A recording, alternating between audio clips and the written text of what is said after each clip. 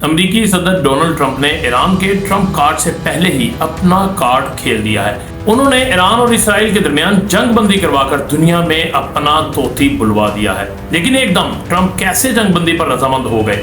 इसका जवाब है कतर में अमेरिकी फौजी अड्डों पर हमले। अगर आप पिछले 12 दिन की डेवलपमेंट देखें तो पता चलता है कि इसराइल ने ईरान पर हमला किया। उसने सोचा कि उसकी तरफ से क्या जवाब आना है, लेकिन ईरान ने न सिर्फ अपना दिफा किया बल्कि इसराइल को घुटने टेकने पर मजबूर कर दिया और इसराइल पर मिसाइलों की बारिश कर दी। जैसा कि गुज़िश्ता वीडियो में आपको बताया था कि ईरान ने मंगोलों को शिकस्त दी लेकिन हार नहीं मानी।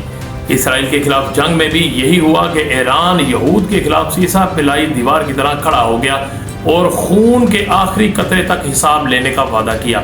ईरान ने कहा था कि अमेरिका ने हमला कर लिया, अब वक्त और जगह का तयन हम खुद करेंगे।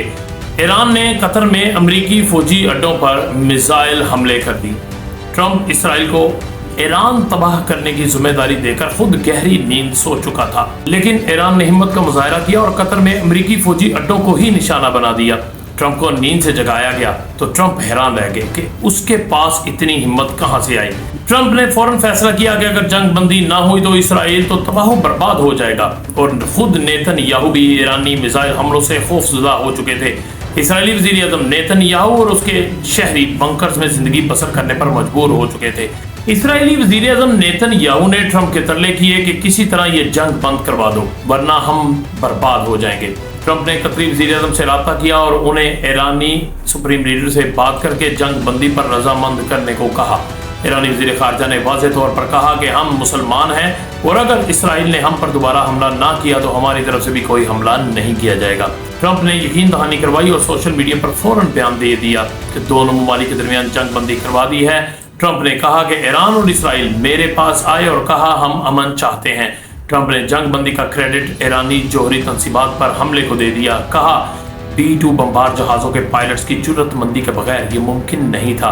दुरुस्त हमले ने तमाम लोगों को डील के लिए बैठने पर मजबूर कर दिया। कहा यह जंग मशरिक़ वस्ता को तबाह बर्बाद कर सकती थी लेकिन ऐसा नहीं हुआ। ईरान और इसराइल के दरमियान जंग 12 रोज तक जारी रही और इसमें 650 से ज़ायद ईरानी शहीद और सैकड़ों जख्मी हुए, जबकि ईरानी मिसाइल हमलों में 40 से ज़ायद इसराइली भी हलाक हुए।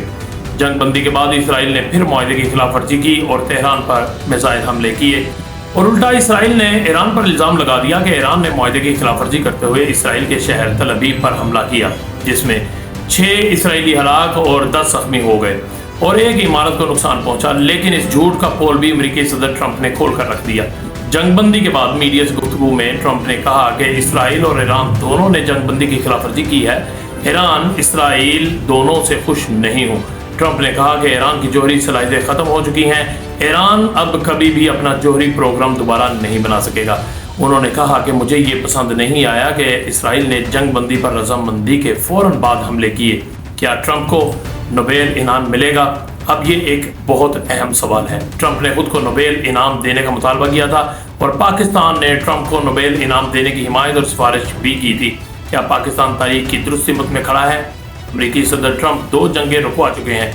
पाकिस्तान और भारत के दरमियान जंग रुकवाई, ये जंग ना रुकती तो शायद अब बात एटमी हमलों तक चली जाती।